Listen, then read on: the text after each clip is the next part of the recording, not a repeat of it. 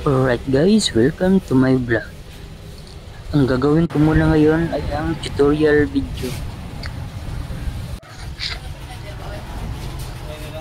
Papalitan muna namin ng timer switch. Yan, tatlong wire na yan, yun ang kakabit natin sa timer.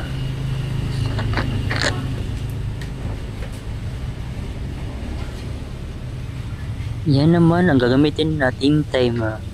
6 wire ang gagamitin natin ngayon. Meron kasi siyang control. Yun ay ang gentle saka normal. Meron naman available na timer yung 3 wire.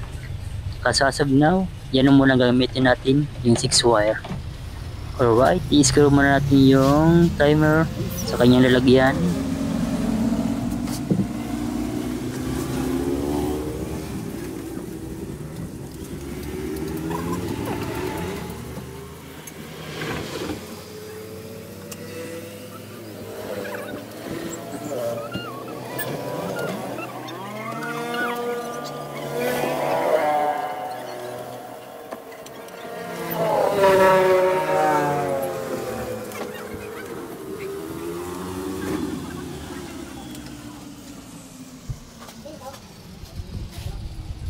Yan guys, meron naman yung color coding.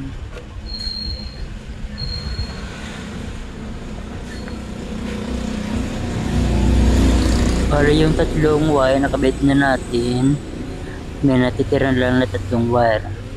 Yan ay ang sabit natin sa motor at saka sa live.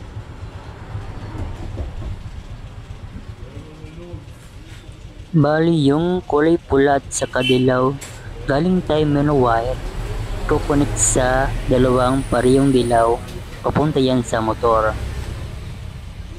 Yung kulay brown ay nakakonek sa live. Yan guys, dapat connect yan sa kulay pula.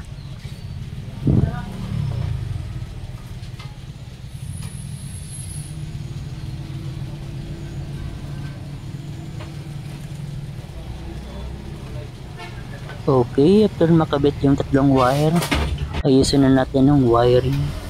Yan, gagawin natin. Alright, mamaya try na natin. Okay, try na natin kung okay na to.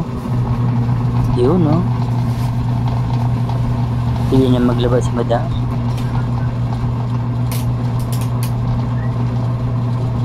Okay guys, salamat sa panonood. Alright.